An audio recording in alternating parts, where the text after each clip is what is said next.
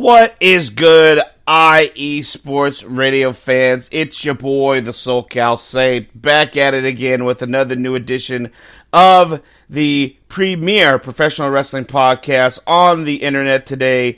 It is the IE Wrestling Show, your direct feed for all that is professional wrestling, on the only network that is your direct feed for all that is sports, IE Sports Radio. Please do yourself a favor, do me a favor, and follow me on the X at IE Wrestling Show, and follow the main page for our shows at IE Sports Radio. Check out our website at iesportsradio.com. Show some love. Join us, because it is completely free to sign up for the IE Sports Radio website. You can check out our blog postings, check out past and current episodes of all of our shows, and if you are so inclined to, throw some shekels our way in our awesome official merch store. Also, if you're so inclined and you love the taste of delicious 100% beef brisket beef jerky, go to planetjerky.net and buy yourself some awesome, delicious Planet Jerky 100% beef brisket beef jerky, the official sponsor of IE Sports Radio. Planet Jerky, this jerky is on a whole other planet. Ooh, yeah! Guys, it is upon us. Not only is this the 49th episode of my show, the IE Wrestling Show, so next week it will be the big 5-0 for your boy, the SoCal Saint. So awesome. I'm so happy about that. Congratulations to moi. But the official road to WrestleMania kicks off this Saturday, guys, because this is the Royal Rumble edition of the IE Wrestling Show. This Saturday, live from the Tropicana Field Arena, or Stadium, in St. Petersburg, Florida. Live this Saturday, it is the 37th annual WWE Royal Rumble! That is right. The Royal Rumble is always the first stop on the road to WrestleMania, and by far, it is my favorite pay-per-view of the year. Not only because it is the kickoff of the WrestleMania season, but it usually falls around my birthdays, which is always nice. So I have a little bit of personal stake in the game, but that goes without saying. Shout out to Jen B and Ralph Calise in the chat room. What's good, everybody? Thank you for joining me live here on the program. We got a lot to talk about. A lot of stuff happened, especially yesterday. Man, I wish I went live yesterday because some breaking news happened. Big stuff that we'll get into here shortly. We're going to preview the WrestleMania card. We're going to preview the card for the Royal Rumble this coming Saturday. And also, I made a list, my own personal list. This is in my opinion, the top 10 matches in Royal Rumble history. So, we'll get into that as well. So, before we do that, let's jump into the news of professional wrestling, what's going on in the world of professional wrestling. This is something I don't think I had a chance to get around to last week. I don't believe I did. When I was talking about and giving praise to the revamp of TNA Wrestling. It was big news. The big revamp for TNA happened at the pay-per-view Hard to Kill. And a lot of buzz was surrounding the relaunch, the official relaunch of TNA, Total Nonstop Action Wrestling. This comes per PW Insider. TNA Hard to Kill was not only the largest live attendance for the promotion in many years, but they were also told that the largest live gate for the company in about a decade. There was no numbers given, but that's insane, and I believe it, because that crowd was hot, that crowd was quite large for TNA in quite some time, and it came across very well on television. It made TNA look like a big deal. So, congratulations again to Scott D'Amore and the TNA roster for an awesome show. And speaking of TNA, this was officially announced via their official Facebook and X accounts that on March 22nd and March 23rd, TNA Impact will be taping live 2 big shows from the hallowed halls of the formerly known as the ECW Arena. That's right. TNA Wrestling tickets are on sale now for TNA Impact's return to Philly at the 2300 Arena for March 22nd and 23rd. Get your tickets live. They are on sale now at 2300arena.showware.com. That's 2300arena.showware.com. And get your tickets now for TNA's debut, or I guess return, but as TNA. This is their first time showing up as TNA, because they've been there as Impact Wrestling. This will be the return of TNA to Philly at the 2300 Arena in the month of March. So that's really cool to see. I'm really looking forward to that. Got a health update for AEW wrestler Kenny Omega, the Best Bout Machine. This comes by way of the podcast Stone Cold Oh No, not affiliated with the WWE or Stone Cold Steve Austin, so take it with a grain of salt. Kenny Omega's health has been impacted by severe inflammation preventing immediate surgery. Of course, it was reported a few weeks back, and I also reported it here on IE Wrestling Show, that Kenny Omega was suffering from diverticulitis. As of last week, the procedure hasn't taken place, and the decision regarding surgery will be made in approximately 7 weeks, depending on his healing progress. If surgery is required, it could result in a substantial extension of his time away from action, with no specific return time frame established at this point. So, not too good of a news there to hear. I mean, I heard in all he is doing well, but that's not really good news, unfortunately. So, I'm a fan of Kenny Omega. I may not be a fan of AEW, but I'm a fan of Kenny Omega. So, I wish Kenny Omega a speedy recovery. Hopefully, he will be back in the ring sooner rather than later. But first, he has to get himself right and get himself back to 100%, and that's what's most important. I don't know, anybody out there listening? Shout out to Tan Rodriguez in the chat room. What's going on, sir? I don't know if any of the people in the chat room have watched this show, or any of our live listeners have watched this show. I am a big fan of this show. I've been watching it. I haven't missed an episode since the show debuted on Vice. I am talking, of course, of Dark Side of the Ring. It's a very popular show on Vice, probably one of their most popular shows, that delves into the backstage goings-on in the world of professional wrestling. They've done many, many episodes about some of the crazy stories and tragic stories in the world of professional wrestling. Some off the top of my head, they did episodes about the late, great Brian Pillman, the Chris Benoit tragedy, the Owen Hart tragedy, the tragedy. Oh God, everything seems very tragic. Unfortunately, the tragedy of the Von Erich family, which of course was brought to life in the awesome film The Iron Claw. If you haven't seen it, please do yourself a favor and buy yourself a ticket and sit down and watch that awesome movie. 'Cause I hate to say awesome because of what the movie entails, but it really was a fantastic film that you should do yourself a favor and check out. Anyway, I digress. The 5th season of Dark Side of the Ring is upon us, guys, and this is what the episodes for the 5th season of Dark Side of the Ring is looking like. These episodes have been announced for the 5th season of Dark Side of the Ring. Kurt Angle, which is going to be about his past and his troubles and struggles with drug and alcohol addiction. Brutus the Barber Beefcake, WWE Hall of Famer, is getting his own episode. Former NWA World Heavyweight Champion and WWE Hall of Famer Harley Race is getting his own episode.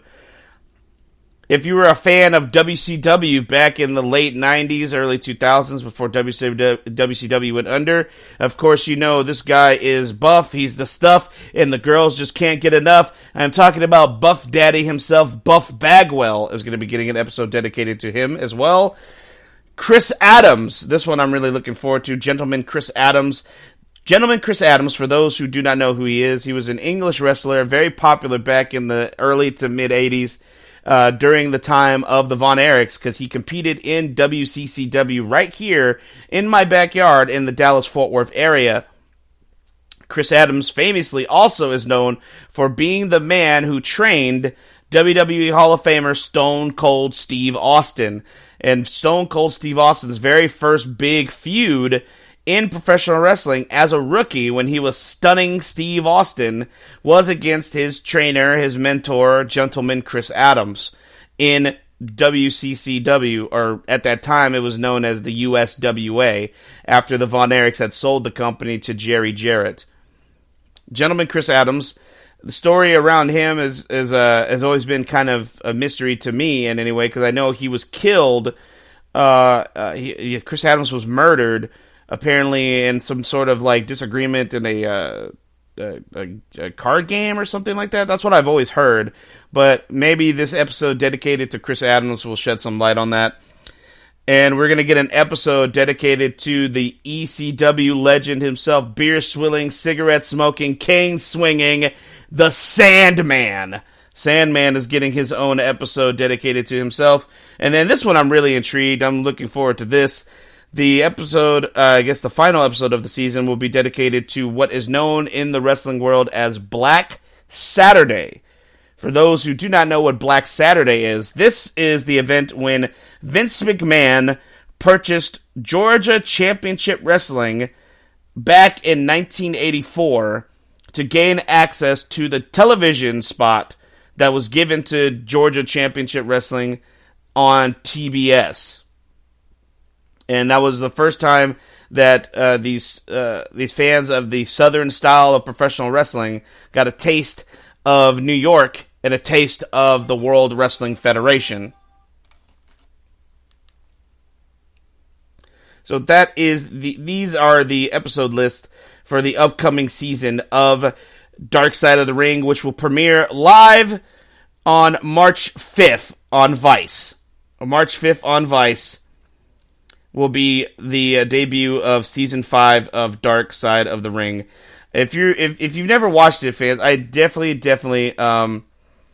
advise you guys to check it out. Go check out some of the old episodes. If you subscribe to Hulu, you can actually find all the previous seasons on Hulu, and you can watch all the episodes there at your leisure. Fantastic episodes. Oh, there's even more. I'm looking now. They just released a trailer with the actual full episode list. So what I just ran down was just a few episodes that are a part of this next season. Some other episodes that are listed here for this next season will be about WWE Hall of Famer Sensational Sherry is getting an episode dedicated to herself. Member of the Fabulous Freebirds, Bam Bam Terry Gordy, is going to be getting an episode. A wrestler I've never heard of that pops up on here named Chris Colt is getting an episode dedicated to himself. And former WWE legend, big man, a man who wrestled Hulk Hogan many times during the heyday of Hulkamania, Earthquake, will be getting an episode dedicated to himself as well. So, man, a lot of interesting stories that are going to be told across this season starting March 5th on Vice. I'm really looking forward to that, guys. That's going to be a good season of awesome storytelling from superstars of yesteryear. So it was confirmed by Seth Rollins himself this past Monday Night on Raw that he did suffer a tear to his MCL, and everyone was afraid that the sad news would be given that he would have to relinquish the World Heavyweight Championship, which would then cause him to not be able to defend the World Heavyweight Championship against the rumored matchup between him and CM Punk at WrestleMania. That is not the case, as Seth Rollins has said that he is not relinquishing the title, and he will in fact be at WrestleMania to defend the World Heavyweight Championship. He's going to do whatever he has to do. He's going to rehab his knee until he has to avoid surgery best he can, and he's going to go at WrestleMania. Seth has already missed a WrestleMania once due to a knee injury while he was WWE Champion back in 2015. I know Seth doesn't want to have to go through that heartbreak yet again, And so I can see the pride in Seth Rollins. He's done all he can to grow and make this World Heavyweight Championship mean something prestigious in the company. He's been a fighting champion. He's defended the title damn near at almost every pay-per-view since winning the championship, and on multiple episodes of Raw throughout the year. So kudos to Seth Rollins for being, a fighting champion.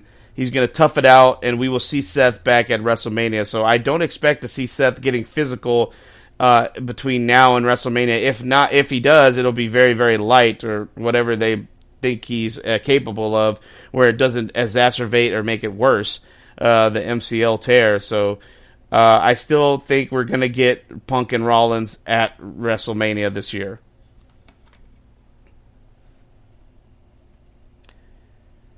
Big news also came out that Kazuchika Okada has officially given his walking papers to New Japan Pro Wrestling, and his contract will officially expire next week, January 31st, 2024. And apparently now there's rumors going around that Okada, take it with a grain of salt, because I haven't heard anything officially, but a lot of people suspected Okada may sign with AEW because of his relationship already with the company. He's already made multiple appearances for the company. He's wrestled Bryan Danielson numerous times for the company. Okada is no stranger to AEW, but there's a rumor that came out yesterday that Okada is choosing WWE over AEW. I don't know how true that is. I mean, it would be fucking hilarious if it was, because I would just love to hear that. Just any detriment to Tony Khan's stupidity just makes me so happy. But take it with a grain of salt that Okada is WWE bound until I officially put it on my X account or talk about it here on a future episode of the IE Wrestling Show. One of the bigger independent wrestling companies in the world today, the Wrestling Revolver, which is the company run by former TNA World Champion Sami Callihan, has officially announced that they, along with House of Glory Wrestling, will be teaming up to do a co-branded show the weekend of WrestleMania, Friday, April 5th in Philadelphia, Pennsylvania. It will be Wrestling Revolver and House of Glory doing a co-branded show for WrestleMania weekend. And it's going to be taking place live at the Trinity Center for Urban Life at 2212 Spruce Street in Philadelphia, Pennsylvania. Live April 5th at 3 p.m. live on Triller TV Plus. That's the app, I believe, that's going to be able to showcase this event. There is no official name for the show. It's still just a co-branded show by Wrestling Revolver and House of Glory. I guess the name is Wrestling Revolver, House of Glory, Philadelphia. That's the name of the show. And it'll also be streaming live on Fight Plus. That's the Fight TV app, Fight Plus. And one of the first matches, Red and former WWE superstar Mustafa Ali. That's right, Mustafa Ali will go one-on-one with the Amazing Red at the Philadelphia show for Wrestling Revolver and House of Glory. Tickets went on sale this past Monday, so tickets are now currently on sale. Look up Wrestling Revolver House of Glory to find the link to purchase the tickets if you're going to be in the Philadelphia area for WrestleMania weekend.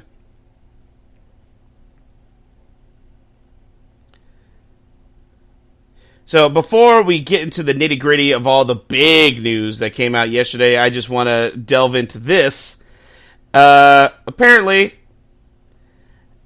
AEW is not doing so hot, guys. If you haven't already heard with all the stuff I've been talking about. AEW gained significant momentum after its debut in 2019 and reached its peak after All Out 2021. Is currently facing challenges with live show attendance. The company is now struggling to sell tickets for its events. Recent episodes of AEW Collision have witnessed shockingly low attendance, continuing a trend of poor ticket sales over the past year. But remember, guys, they sold 81,000 tickets for a stadium show in London. So remember, guys, no matter what, if you're an AEW fan, keep that hope alive, guys. Remember, we sold 81,000 tickets in London for an American-based wrestling company who can't sell 2,000 plus tickets to an arena show in the United States. And that's the truth. Because, according to the all-wise, all-knowing, you can hear the sarcasm in my voice, Tuna Meltzer himself, Dave Meltzer of the Wrestling Observer newsletter, Meltzer expressed concern, likening AEW's live attendance issues to levels seen in WCW back in the year 2000. Wow, that's insane for him to say that only 5 years into AEW's run. That's really sad, because WCW was around from the late 80s all the way through the year 2000, the very beginning of 2001, when it was sold to the WWF at the time. Famously, the year 2000, the final full year of WCW operations, was the worst year for that company. I don't know if they've had any other bad years, but that compared to that. But WCW 2000 was god awful. It was unwatchable. I remember I used to flip channels back in the day during the Monday Night Wars. By the time the year 2000 hit, there was no channel flipping anymore. I was strictly watching the WWF at the time, and I didn't know what the hell was going on in WCW because it was just that bad. It was god awful. It was unwatchable. It legitimately was unwatchable television. Figures below. Here I have figures here listed from Dave Meltzer. This is a quote from him. He said that figures for Dynamite have been really bad, and there are reports of declining numbers in cities upon AEW's return visits. This is what he had to say. Attendance for AEW shows is not good. One of the things is, like, there were a lot of weak advances in the last quarter. They had a lot of shows where they got late buys, whether it was bringing in Okada or Mystico or having an MJF or Kenny Omega match or just good local promotion or lowering ticket prices, things like that. And so I kind of lulled into the sense of, okay, the advances suck, but that's not that bad. And it really wasn't that bad that last quarter. Well, now it's that bad, and it looks worse. This coming Wednesday show, which is actually tonight's episode of Dynamite, tonight's live episode of Dynamite that's going to air live on TBS, they're under 2,000 for an attendance. Apparently, the number right now is sitting at 1,800 plus, like a little over 1,800 is what they've sold to this arena that is a 2,000 plus seat arena. Or I think it's actually more than that, but I mean, if you can, I think the arena is actually, the attendance is actually larger than 2,000, but they've only sold 1,800 tickets to tonight's episode of Dynamite. And this is what Meltzer continued to say. To me, under 4,000 for Dynamite is where it gets to be below so-so. 4,000 to me is fine for AEW. Under 4,000, not so great. Under 3,000, pretty bad. Under 2,000 is really bad, especially when you're coming to a city once a year. They've got Tulsa coming up. They've never been to Tulsa. They're under 2,000 there as well. And then last week, St. Louis on Saturday, when I saw that number, St. Louis is historically a great wrestling city, and it's not like they come there often, and to do under 3,000 on a Saturday night, it's really not at all good.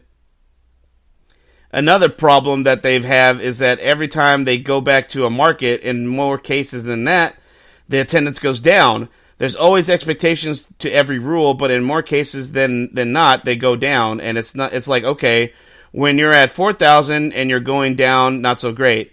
When you're at 2,800 and you're going down in a major city, where are you headed? You're getting now to WCW 2000.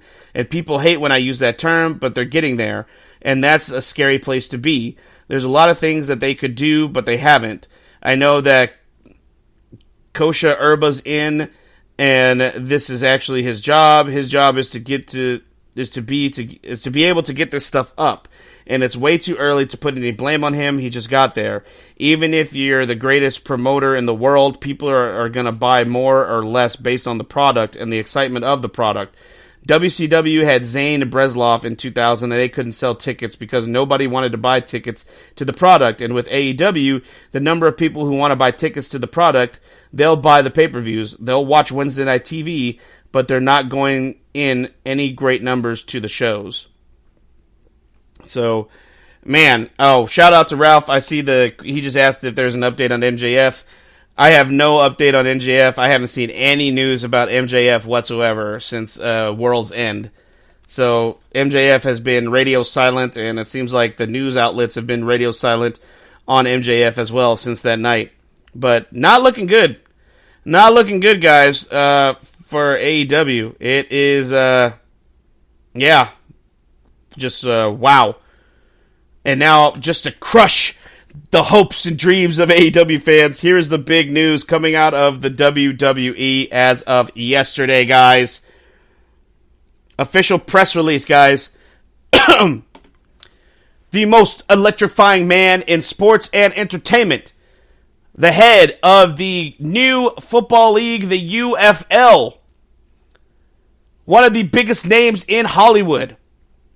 One of the biggest names in professional wrestling ever, is now been appointed to the board of directors for the parent company of the WWE, TKO Group Holdings. He is now on the board of directors overseeing the WWE and the UFC, the Ultimate Fighting Championship. I am talking, of course, of Dwayne. Now he officially owns the name The Rock Johnson. That's right, Dwayne The Rock Johnson is now a member of the board of directors for TKO in an official press release released by TKO.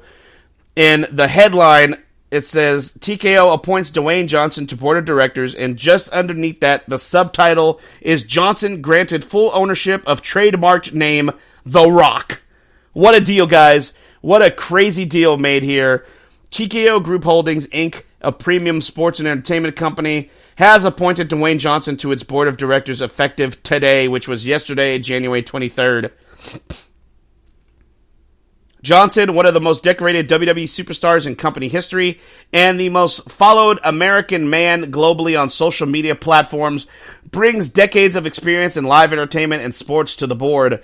Through his expansive business portfolio, which includes 7 Bucks Productions, Terramana Tequila, Zoa Energy, Project Rock, and the recently combined Spring Football League, the United Football League, UFL, Johnson has significant experience identifying and cultivating revenue-generating media rights, live events, sponsorship, licensing, and social media opportunities. The appointment of Johnson reflects TKO's commitment to delivering long-term value and strong performance for shareholders through strategic growth initiatives across both the UFC and the WWE.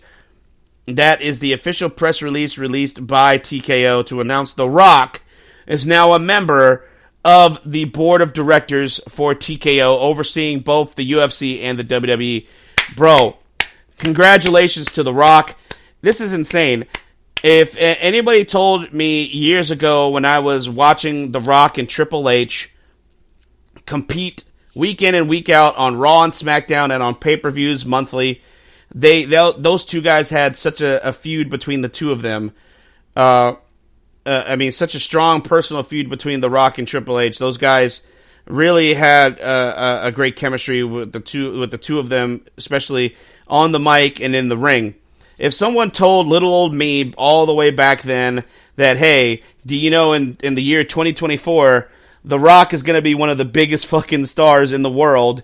He's going to own a football league, and now he's going to be on the board of directors of the company that he wrestles for. And Triple H, you know that guy that he wrestles a lot? That guy is going to be the head of creative running things for the WWE, and Vince McMahon's not going to be anywhere near it. I would look at you with just like my mouth agape and be like, what?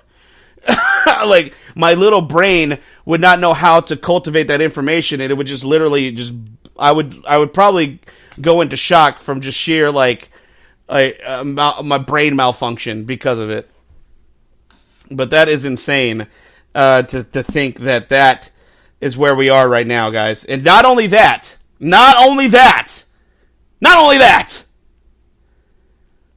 this comes by way of TMZ. I don't like to quote TMZ very much, but it was officially announced yesterday as well, in the same breath of The Rock being appointed to the board of directors. This is what we were announced. Starting this October 2024, NXT will be moving from the USA Network to the CW. And moving from Fox to the USA Network officially will be Friday Night SmackDown. SmackDown will be now live on the USA Network. SmackDown, starting October 2024, moves from Fox to USA, and starting in the same month, October 2024, NXT will move from USA to the CW Network. And then this bombshell, this huge bombshell that gave me goosebumps when I read it yesterday, and I shared the story on my X page, and it was shared by the IE Sports Radio official page. WWE and the streaming service, probably the most famous streaming service, the one that started it all in the land of streaming, which we now live in, Netflix. That's right, you heard me right. WWE and Netflix have come to an agreement for $5 billion. That's not with an not with an M, a B, with a B. $5 billion. $5 billion. That's my Dr. Evil impression. $5 billion to move WWE's flagship program, Monday Night Raw, to the streaming platform. That's right. You fucking heard it here. That's right. WWE fans are going to get real familiar with Netflix and chill on Monday nights real soon, cause the wrestling organization just struck a massive deal with the streaming giant to bring Monday Night Raw to the platform starting in January 2025. That's right. This time next year, I will be talking about watching Raw on Netflix on this show. What? Mind blown, guys. Mind blown. The two companies reached a 10-year, $5 billion agreement Tuesday to make it all happen, and both sides said in statements they're thrilled. The deal is transformative, TKO president and COO Mark Shapiro said. It marries the can't-miss WWE product with Netflix's extraordinary global reach and locks in significant and predictable economics for many years. Added Netflix honcho Bella Bahari. Both by combining our reach, recommendations, and fandom with WWE, we're able to deliver more joy and value for their audiences and our members. Raw, which currently airs on USA Network, hasn't strayed from cable TV since its inception back in 1993. And according to the WWE, it's been a massive success there, bringing more than 17 million unique viewers through a given year. But clearly, both sides think the move to streaming will grow it even further, with WWE President Nick Khan calling Netflix the ideal long-term home for Raw's live, loyal, and ever-growing fan base. The move will officially take place again in January 2025. Just insane, guys. Just insane.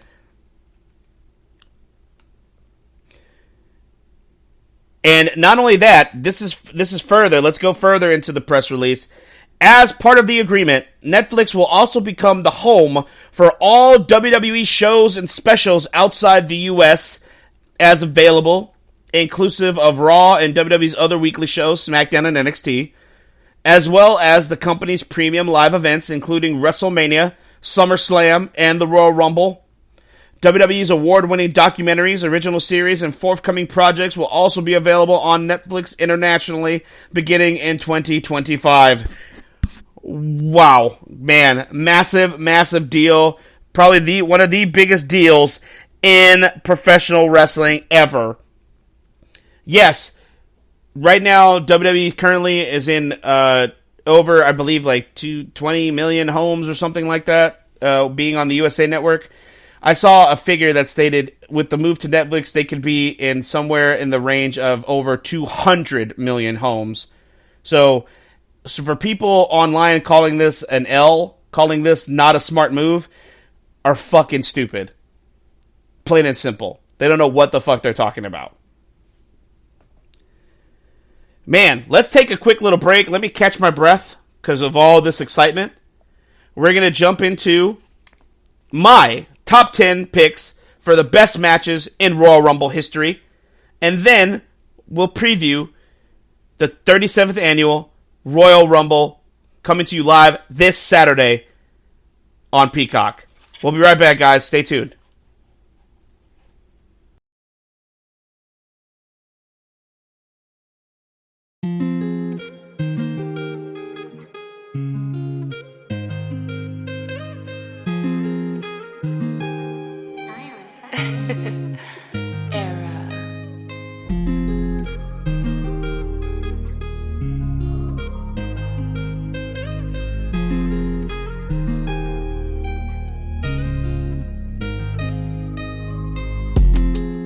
What's good, everyone?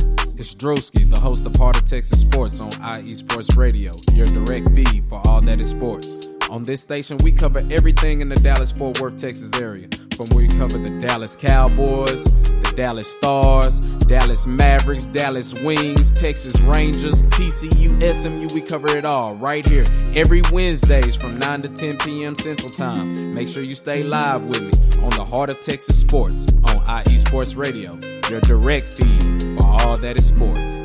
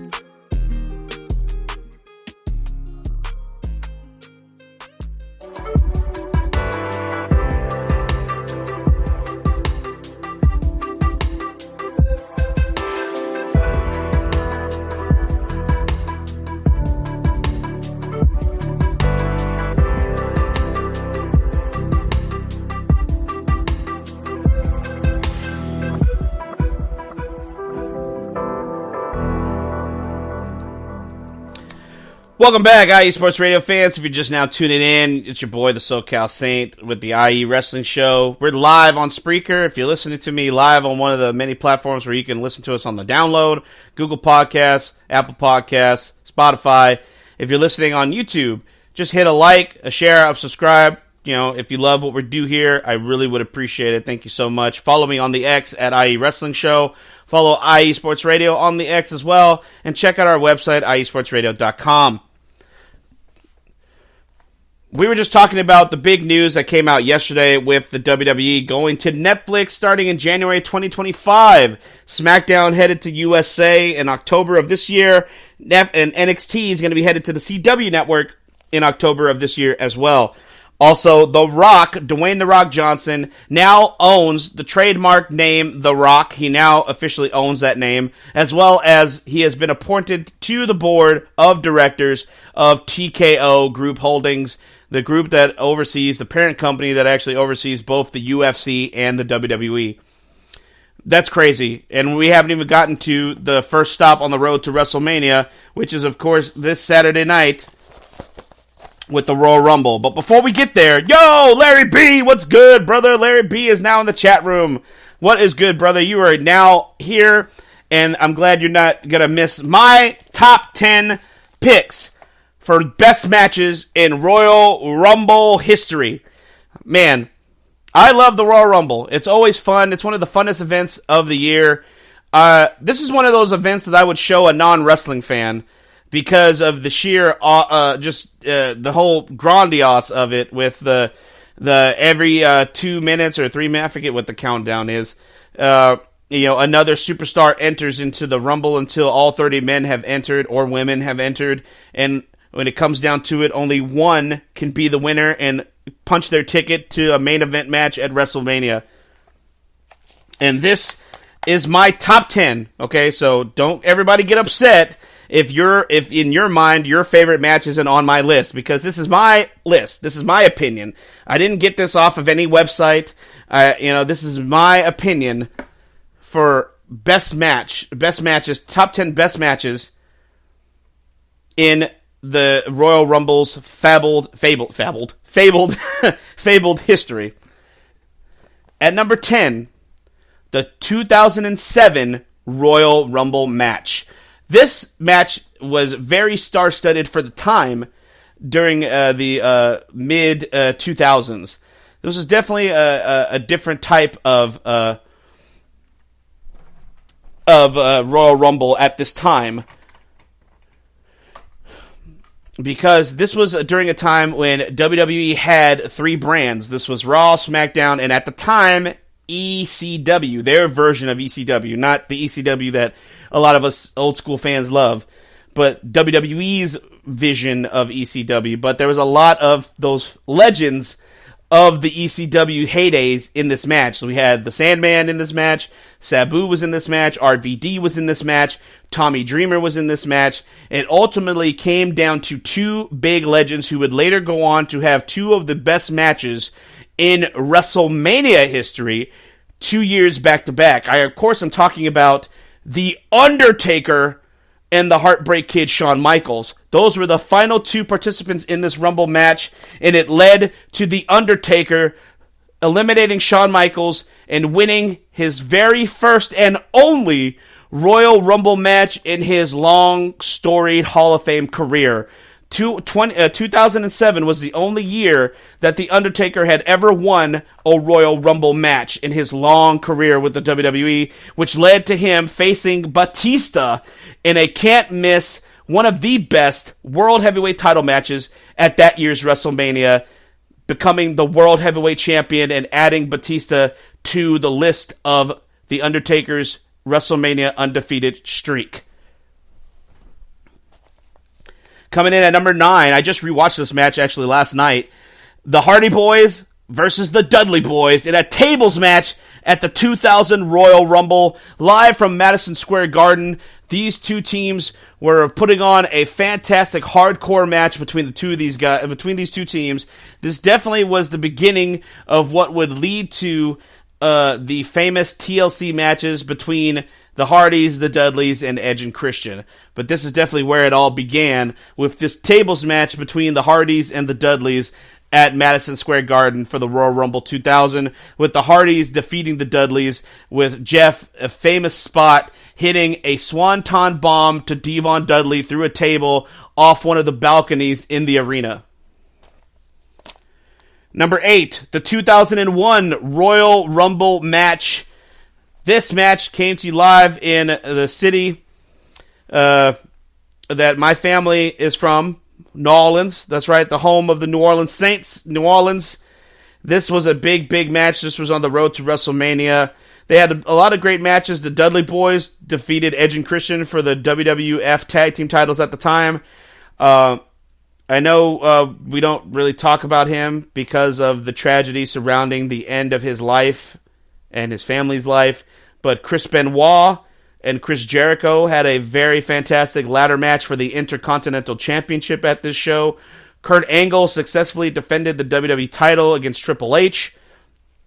And then, of course, Stone Cold Steve Austin became a 3-time Royal Rumble winner with his victory at the 2001 Royal Rumble match, last eliminating the Big Red Machine Kane, punching his ticket to WrestleMania 17, which many hold in regard as the best WrestleMania ever, where Stone Cold Steve Austin would then defeat The Rock for the WWF Championship live at the Astrodome in Houston, Texas, that following April.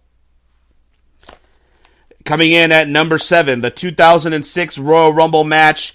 This one holds a special place in my heart because of who won this match. Rey Mysterio won the Royal Rumble match for the 2006 pay-per-view. This was following just 2 months after the untimely death of my favorite wrestler, of Eddie Guerrero, which was, of course, the best friend of Rey Mysterio, Latino Heat Eddie Guerrero, rest in peace.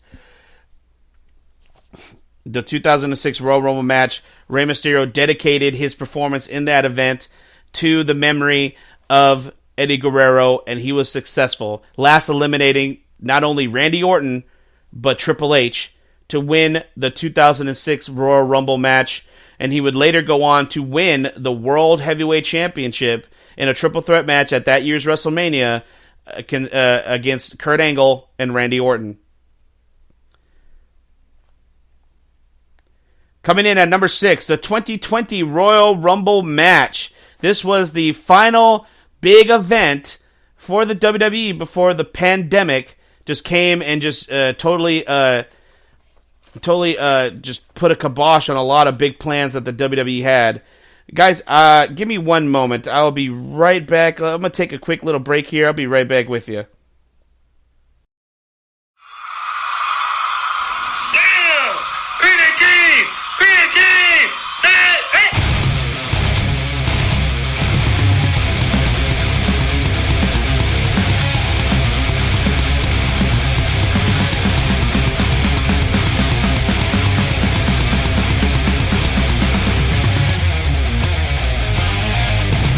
What's going on, football fans? This is me, your boy Larry B, inviting you to join myself, Callum Reynolds, Mike Pat, and John Felipe for one of the most electrifying football shows you have ever heard. 3 and Out, right here at IE Sports Radio. Recap of the week before, a preview of what's to come, and of course, 3 hardcore head-to-head prime-time face-offs each week. You don't want to miss it.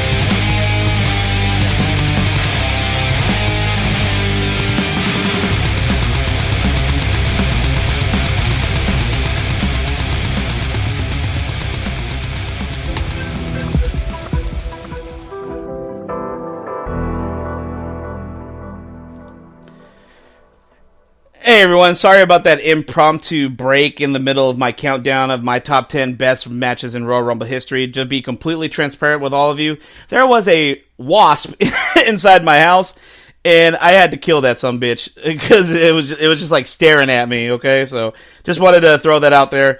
I'm sure you guys will get a little laugh at that, little tidbit, but hey, I'm not afraid to share embarrassing moments with my loyal listeners and my IE Sports Radio crew that are listening live. So that's why I took that abrupt break in between, in the middle of my countdown. So where were we? Yes, the 2020 Royal Rumble match, which was the final big event that WWE had before the global pandemic shut down everything. But this was a Royal Rumble to remember because of 2 things that happened in the Rumble that I pointed out here in my list. Edge, the rated R superstar Edge, now known as Adam Copeland in AEW. Edge returned to the ring officially for the first time since his untimely retirement back in 2011. He entered the Royal Rumble match to a raucous crowd. This crowd erupted, and you can see the raw emotion on Edge's face as he walked to the ring for the first time in many years. Not only that, a star was made this night when the Scottish Warrior, Drew McIntyre, defeated, last eliminating Roman Reigns, the Tribal Chief, to win the 2020 Royal Rumble match and punch his ticket to WrestleMania. Unfortunately, Drew McIntyre would go on to win the WWE Championship against Brock Lesnar it's a decent match, but it's really hard to watch because there's nobody in the crowd, nobody around. It's completely silent, for reaction reasons. And it was in the Performance Center, not in front of a sold-out stadium for WrestleMania. Yes, I did body slam that wasp, Ralph. Coming in at number 5, the 1992 WWE Championship Royal Rumble match. Yes, the 1992 Royal Rumble match was actually contested for the WWE Championship, not a title shot. This was actually for the championship itself. It was put up for grabs. It was vacated by, at the time, WWF President Jack Tunney. And this match is a who's who of superstars for that time frame of the WWF. Now, here's the list. Let's go on and on. All these guys were in this match. Hulk Hogan, Sid Vicious, Bret the Hitman Hart, Rowdy Roddy Piper, the British Bulldog, the eventual winner, Nature Boy Ric Flair, woo! Mr. Perfect, the Texas Tornado, Kerry Von Erich. Man, I mean, it goes on and on. There was so many superstars of yesteryear in this match, and Ric Flair last eliminated Sid Vicious to win the WWE Championship, his very first WWE Championship. Coming in at number 4, I wonder if Larry remembers this, because I know Larry used to watch wrestling during the Attitude Era. The Rock versus Mankind in an I Quit match for the WWE Championship at the 1999 Royal Rumble. This match famously was actually featured in the the documentary film Beyond the Mat. And The Rock proceeded to beat Mankind, a.k.a. Mick Foley, with a steel chair at least, I think it was like 20 times. It was like between like 17 and 20 chair shots to the head. And he did this all in front of Mick's kids and wife who were sitting at ringside. It was brutal. It was a brutal match. It was live from the Arrowhead Pond, at the time known as the Arrowhead Pond in Anaheim, California. This also was the night that Mr. McMahon defeated 29 other superstars, last eliminating Stone Cold Steve Austin to win the Royal Rumble. Coming in at number 3, the 2004 Royal Rumble match. This may be a controversial choice, but I loved this match for its time. And the winner of that match was, of course, Chris Benoit, who would then go on to WrestleMania 20 to defeat not only Shawn Michaels, but Triple H to win the World Heavyweight Championship at WrestleMania 20 in Madison Square Garden. Coming in at number 2, at the 2000 Royal Rumble, the street fight for the WWE Championship, Triple H versus Cactus Jack Mick Foley. One of the most violent matches ever put to pay-per-view. It definitely gives the I Quit match in 1999 a run for its money. But man, I feel like this match made Triple H as a heel, and it showcased the talents of Mick Foley as a star-making individual for not only for himself but others. Mick Foley famously retired a month later, or technically 2 months later, when he competed in a match at WrestleMania, but whatever. This match famously had the spot, I don't know if anyone's ever seen it, where Triple H pedigreed Cactus Jack face first into a pile of thumbtacks, pinning Cactus Jack 1, 2, 3 to retain the WWE Championship live in Madison Square Garden. And number 1, my personal pick for best Royal Rumble match of all time. This one actually received a standing ovation from the live crowd that night. It may be controversial because it cannot be promoted or put on a best of list due to one of its participants. But for me, this is the best match in Royal Rumble history. For the WWE Championship, the 2003 Royal Rumble, Kurt Angle versus Chris Benoit. This match was a technical masterpiece. This match was fantastic from start to finish. Benoit and Angle really just left it all in the ring. Angle was able to defeat Chris Benoit with an ankle lock, but the fighting spirit that Chris Benoit, put on that night earned a standing ovation from the live crowd. It's very rare to see when a crowd gives that sort of appreciation, especially on a pay-per-view. But man, they gave it that night to both Angle and Benoit, and that for me alone makes it the best match in Royal Rumble history. Now, with that said, this coming Saturday, I know I only got 5 minutes left, but let's just jump into it. The Royal Rumble, the 37th annual Royal Rumble, comes to you live from St. Petersburg, Florida. at the Tropicana Field. And it's going to be live streaming on Peacock. If you don't subscribe to Peacock, I don't know what you're doing, guys. These are the matches that are official for this event. For the United States Championship, Logan Paul defends the WWE United States Championship against Kevin Owens in a fatal 4-way match for the undisputed WWE Universal Championship. Roman Reigns, the Tribal Chief, defends the undisputed WWE Universal Championship against Randy Orton, AJ Styles, and LA Knight. Yeah! And then we have the 30-woman Royal Rumble match for a women's championship match at WrestleMania 40. And these are the women so far that have announced themselves as participants in the Women's Royal Rumble match. We only have 6 announced officially. We got Bayley, Nia Jax, Becky Lynch, Bianca Belair, Maxine Dupree, and Ivy Nile. And on the men's side, the 30-man Royal Rumble match for a guaranteed World Championship match at WrestleMania. These are the men that have announced their bid to enter the Royal Rumble. 11 out of the 30 have officially been announced already. Damian Priest, Kofi Kingston, Akira Tozawa, Otis, Chad Gable, the Intercontinental Champion Gunther, Drew McIntyre, Bobby Lashley, Shinsuke Nakamura, CM Punk, and the American Nightmare, Cody Rhodes. Guys, it is live this coming Saturday, the 37th annual Royal Rumble match. You cannot miss it.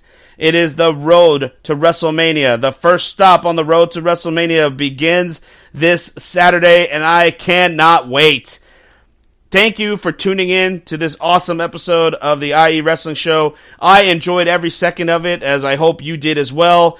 Next week, guys, I didn't even realize it's already time for that, but man, next week will be my 50th, that's right, 50, the big 50, the 50th edition of the IE Wrestling Show. So, man, I'm really excited for that. I can't believe I'm 50 shows in already. Damn, pretty soon it'll be 100 and so on and so forth. Time flies by when you enjoy what you do and you enjoy the sport or entertainment or whatever that you talk about. I enjoy professional wrestling. That's why I'm so passionate about it. I hope that comes across in every episode that I present to all of you. Thank you guys for tuning in for this Royal Rumble edition of the IE Wrestling Show. It's your boy, the SoCal Saint. Thanks for tuning in. I hope you guys have a wonderful rest of your day today, a wonderful rest of your week. Stay healthy, stay blessed, and I will see you guys same SoCal Saint time, same SoCal Saint channel. Take care, guys. I'll see y'all at the Rumble. I'll be live tweeting during the event, or live posting, because Twitter's not a thing anymore. Whatever. So, thank you, guys. Thanks to all of the IE Wrestling crew. The IE Sports Radio crew that tuned in live. Jen B, Ralph Calise, Taryn Rodriguez, and the head honcho himself, Larry B. Thank you guys for tuning in live. I really appreciate it. Kudos and blessings to all of you. Take care, guys. Peace.